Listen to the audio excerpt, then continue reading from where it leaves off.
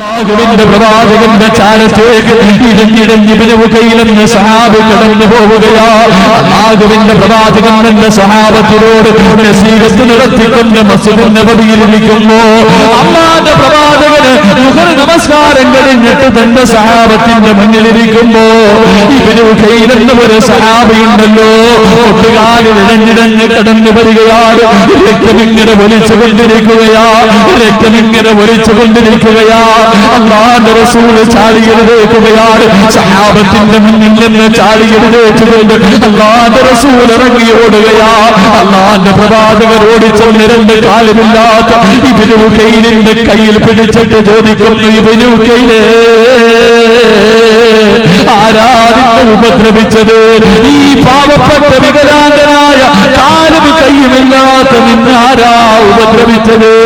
അല്ലാഹുവിന്റെ റസൂൽ ചോദിക്കുമ്പോ ഇബ്നു ഉകൈല തങ്ങൾ പറയുന്ന, നബിയേ, യാ റസൂലല്ലാഹ്, ആരുമെന്നെ ഉപദ്രവിച്ചില്ല നബിയേ, ആരുമെന്നെ ഉപദ്രവിച്ചില്ല നബിയേ. പിന്നെ എങ്ങനെയാ നിന്റെ വായിലൂടെ രക്തമൊലിക്കുന്നത്? ഇബ്നു ഉകൈല തങ്ങൾ പറയുന്ന, നബിയേ, വെള്ളം കോരുന്നതിന് വേണ്ടി കയറിങ്ങനെ കടിച്ചു പിടിച്ച് എന്റെ ചുണ്ടും വായും മുറിഞ്ഞതാണ് നബിയേ. കയറിങ്ങനെ വലിച്ചിട്ട് കടിച്ചു പിടിച്ചിട്ട് തന്റെ ചുണ്ടും വായും മുറിഞ്ഞിട്ട് രക്തമൊലിക്കുന്നതാ. കാലിലൂടെ രക്തമൊലിക്കുന്നത് ഓരോ ഈന്തപ്പന മരത്തിന്റെ ചുവട്ടിലേക്ക് മണ്ണിലൂടെ ഇടഞ്ഞിടഞ്ഞു പോയിട്ട് എന്റെ കാലിലെ മാംസങ്ങൾ ഉരഞ്ഞു പോയി, എന്റെ തൊലി ഉരിഞ്ഞു പോയിട്ട് രക്തം വരുന്നതാണ് നബിയേ. അല്ലാഹുവിന്റെ റസൂലിന്റെ മുന്നിലിരുന്ന് പറയുമ്പോ, അല്ലാഹുവിന്റെ റസൂലിന്റെ മുന്നിലിരുന്ന് പറയുമ്പോ അല്ലാഹുവിന്റെ റസൂൽ ചോദിക്കുന്നു, ഇബ്നു ഉകൈലേ, നിനക്ക് പണം വേണമെങ്കിൽ എന്നോട് ചോദിച്ചുകൂടെ? നിനക്കല്പം സമ്പത്ത് വേണമായിരുന്നെങ്കിൽ നീ എന്റെ അടുക്കൽ ഒന്ന് ചോദിച്ചുകൂടെ? അല്ലാഹുവിന്റെ റസൂൽ പറയുമ്പോ ഇബ്നു ഉകൈല എന്ന സഹാബി പറഞ്ഞ വാക്കെന്തെന്നറിയുമോ? അല്ലാഹുവിന്റെ റസൂലിന്റെ മുന്നിലേക്ക് തന്റെ കയ്യിലിരിക്കുന്ന 4 ദിനാറെടുത്ത് കാണിച്ചുകൊണ്ട് പറയുന്നു, യാ റസൂലല്ലാഹ്, ഇന്നെനിക്ക് കിട്ടിയ ശമ്പളവാരവിയേ, ഇന്നെനിക്ക് കിട്ടിയ ശമ്പളവാരവിയേ. എന്റെ കയ്യിൽ വേറെ ഒന്നുമില്ല നബിയേ, എന്റെ കയ്യിൽ തരാ വേറെ വേറെമില്ല നബിയേ. പാവപ്പെട്ടവർക്ക് തരാൻ ഇബ്നു ഉകൈലിന്റെ കയ്യിൽ ഇതല്ലാതെ മറ്റൊന്നുമില്ല യാ റസൂലല്ലാഹ്. എനിക്ക് സ്വർഗം തരണേ നബിയേ, എനിക്ക് സ്വർഗത്തിൽ പോകണമെന്ന് വല്ലാത്ത ആഗ്രഹമുണ്ട് നബിയേ, എനിക്ക് സ്വർഗം തരണേ. അല്ലാഹുവിന്റെ പ്രവാചകന്റെ മുന്നിലിരുന്നിട്ട് 2 കാലുമില്ലാത്ത ഒരു സഹാബി രക്തരൂപത്തിലൊലിച്ചുകൊണ്ട് പറഞ്ഞു പോയതെങ്കിൽ, എന്റെ പ്രിയപ്പെട്ട സഹോദര, അല്ല നിനക്ക് സമ്പത്ത് തന്നത് നിന്നോട് ഇഷ്ടമുള്ളത് കൊണ്ടല്ല, നിന്നെ പരീക്ഷിക്കാരാ, നിന്നെ പരീക്ഷിക്കാരാ. പാവപ്പെട്ടവരെ നിന്റെ കണ്ണിന്റെ മുന്നിൽ കാണിക്കുമ്പോ വെള്ളിയാഴ്ച ഇവിടത്തെ പള്ളികളുടെ മുന്നിൽ പാവപ്പെട്ടവർ തോർത്തു വലിച്ചെട്ടിരിക്കുമ്പോ 10 രൂപയുടെ നോട്ടെടുത്തിട്ട് പുച്ഛത്തോടെ വലിച്ചെറിഞ്ഞിട്ട് ഇറങ്ങി പോകുന്നു എന്റെ പ്രിയപ്പെട്ട മുസ്ലിമേ. അല്ലാഹ് മറക്കല്ലേ, അല്ലാഹനെ മറക്കല്ലേ. പാവപ്പെട്ടവന്റെ കണ്ണീര് കാണാതെ നടക്കല്ലേ.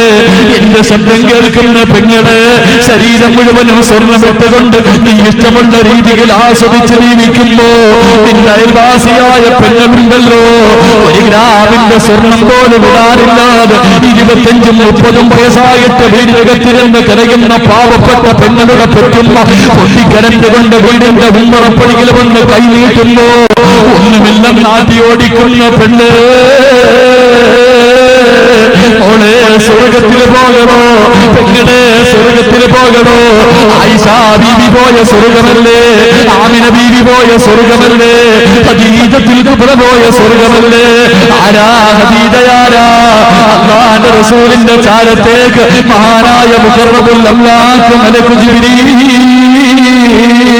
അലൈഹിസ്സലാം കടന്നു വരികയാ.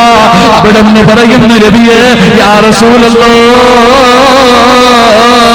ഖദീജ എവിടെ നബിയേ? അങ്ങ് അങ്ങയുടെ ഭാര്യ ഖദീജ എവിടെ നബിയേ? അല്ലാഹുവിന്റെ റസൂൽ ചോദിച്ചു, എന്റെ ഭാര്യയെ തിരക്കുന്നതെന്തേ ജിബ്രീൽ? എന്റെ ഭാര്യയെ തിരക്കുന്നതെന്തേ ജിബ്രീൽ? അല്ലാഹുവിന്റെ റസൂലിനോട് മഹാനായ അല്ലാഹുവിന്റെ പ്രവാചകരോട് മഹാനായ മുഖറബുൽ അംലാഖ് മലക്ക് ജിബ്രീൽ അലൈഹിസ്സലാം പറയുന്നു, യാ റസൂലല്ലാഹ്, അങ്ങയുടെ ഭാര്യ വരുമ്പോ, അങ്ങയുടെ ഭാര്യ ഖദീജ വരുമ്പോ അല്ലാഹു സലാം പറഞ്ഞിരിക്കുന്നു നബിയേ. അല്ലാഹുവിന്റെയും എന്റെയും സലാം ഖദീജയോട് പറയണേ യാ റസൂലല്ലാഹ്. ഖദീജാന് സ്വർഗത്തിലൊരു കൊട്ടാരമുണ്ട് നബിയേ. ഖദീജയ്ക്ക് സ്വർഗത്തിലൊരു കൊട്ടാരമുണ്ട് നബിയേ. ഏത് ഖദീജ എന്നറിയുമോ? കോടാനുകോടി സ്വത്തുമായി ഇസ്ലാമിലേക്ക് കടന്നു വന്നിട്ട് അവസാനം മരിക്കുന്ന സമയത്ത് കഫൻ തുണി വാങ്ങാൻ പോലും സമ്പത്തില്ലാതെ ഈ ലോകത്ത് നിന്ന് യാത്ര പറഞ്ഞ ഖദീജ. മരണത്തിന്റെ വേളയില് മുമ്പ് പ്രസവിച്ച ഫാത്തിമ എന്ന പൊന്നുപോലെ കോടാനുകോടി സ്വത്തിന്റെ ഉടമയായ ഖദീജ റളിയല്ലാഹു തആല സക്കറാത്തിന്റെ അവസ്ഥയിൽ കിടക്കുമ്പോ തന്റെ പൊന്നുപോലെ ഫാത്തിമാൻ അടുത്തേക്ക് വിളിക്കുകയാ. എന്നിട്ട് പറയുന്നു, ഫാത്തിമ, ഉമ്മയോട് നിനക്ക് വെറുപ്പ് തോന്നല്ലേ? ഉമ്മയോട് നിനക്ക് ദേഷ്യം തോന്നല്ലേ?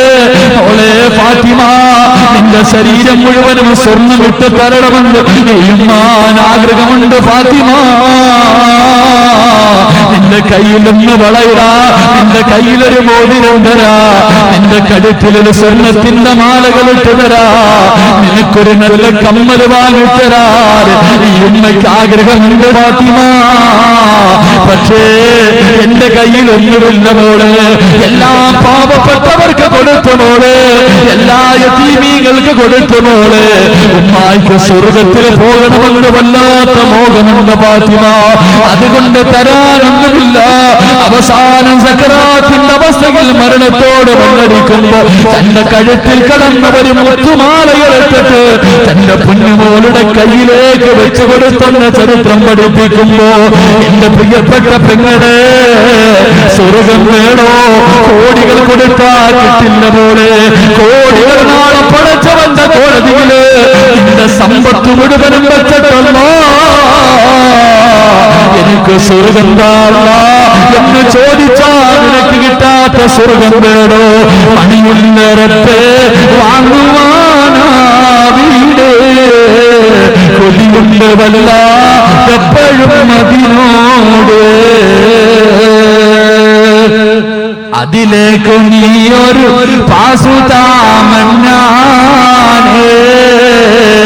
അത് നിന്റെ പക്കൽ മാത്രമാണ്. മഹാനായ തലവസ്ഥാത് പറഞ്ഞതുപോലെ കോടികൾ കൊടുത്താ കിട്ടാത്ത സ്വർഗം വേണോ? കോടികൾ കൊടുത്താ കിട്ടാത്ത സ്വർഗം വേണോ? ആ സ്വർഗം വിളിക്കുന്ന നാലാമത്തെ വിഭാഗമാരെന്നറിയുമോ? എന്റെ കാരുണ്യത്തിന്റെ മക്കളെ, നിങ്ങളാ പാവപ്പെട്ട കുടുംബങ്ങൾക്ക് 10 പവന്റെ സ്വർണം കൊടുത്ത് വീട് വെച്ച് കൊടുക്കാൻ തീരുമാനിച്ച എന്റെ പ്രിയപ്പെട്ട ചെറുപ്പക്കാരാ, നീയാണ് മോനെ, നീയാണ് മോനെ. അല്ലാഹുവിന്റെ റസൂൽ പറയുന്നു, സഹാബ, വിശക്കുന്നവന് ഭക്ഷണം കൊടുത്ത, പാവപ്പെട്ടവനെ സഹായിച്ച, യതീമികളെ സഹായിച്ച, രോഗികൾക്ക് ഒരു നേരത്തെ മരുന്ന് വാങ്ങാനുള്ള സമ്പത്ത് കൊടുത്ത മോനെ, ലഹും ജന്നാത്തിൻ തജ്രീ മിൻ തഹ്തിഹൽ അൻഹാർ, പാലരുവികളും തേരരുവികളും ഒഴുകുന്ന പടച്ചവന്റെ സ്വർഗത്തിന്റെ പരദീസയിലേക്ക് നാളെ പച്ചപ്പറവയെ പോലെ പറന്നു പോകാം. നിനക്ക് ഭാഗ്യം കിട്ടുമോടെ? നാളെ പടച്ചവന്റെ കോടതിയിലേക്ക് കടന്നു ചെല്ലുമ്പോ സ്വർഗത്തിന്റെ 8 കവാടങ്ങളും തുറന്നിട്ടുകൊണ്ട് നിന്നെ മാടി വിളിക്കും ചെറുപ്പക്കാരാ. ആ കൂട്ടത്തിൽ പെടാൻ ആഗ്രഹമുണ്ടോ? കാരുണ്യത്തിന്റെ മക്കളുടെ കൂടെ നീളം ചേർന്നോ? പാവങ്ങളെ സഹായിക്കാൻ അണിചേർന്നോ? എന്റെ ശബ്ദം കേൾക്കുന്ന ഉമ്മ, നാളെ പടച്ചവന്റെ സ്വർഗത്തിലെ 8 വാതിലുകളും മാടി വിളിക്കുന്ന സ്വർഗീയ വനിതയായിട്ട് നിനക്ക് ഫാത്തിമ റളിയല്ലാഹു തആല അൻഹയുടെ പുറകിൽ നിന്ന് സ്വർഗത്തിൽ പോകണോ? പാവപ്പെട്ടവരെ സഹായിച്ചോ, യതീമീങ്ങളെ സഹായിച്ചോ, പാവപ്പെട്ട പെൺകുട്ടികൾക്ക് നിന്റെ കയ്യിൽ കിടക്കുന്ന ഒരു സ്വർണ്ണമോതിരം ഊരി കൊടുക്കാൻ മനസ്സുണ്ടോ? ഉസ്താദേ, എനിക്ക് സ്വർഗം മതി, എനിക്ക് വേറെ ഒന്നും വേണ്ട. കോടികൾ കൊടുത്താ കിട്ടാത്ത സ്വർഗം എനിക്ക് വേണം. എനിക്ക് മരിക്കുന്ന സമയം എന്റെ വീടിനകത്ത് കിടന്ന് വെള്ളിയാഴ്ച രാവിലെ കടക്കാരനല്ലാതെ എനിക്ക് സ്വർഗത്തിലെ എന്റെ വീട് കണ്ട് മരിക്കണമെന്ന ആഗ്രഹത്തോട് ഈ പാതിരാത്രിയിൽ ഈ സദസ്സിലിരുന്ന് തീരുമാനിച്ചോ.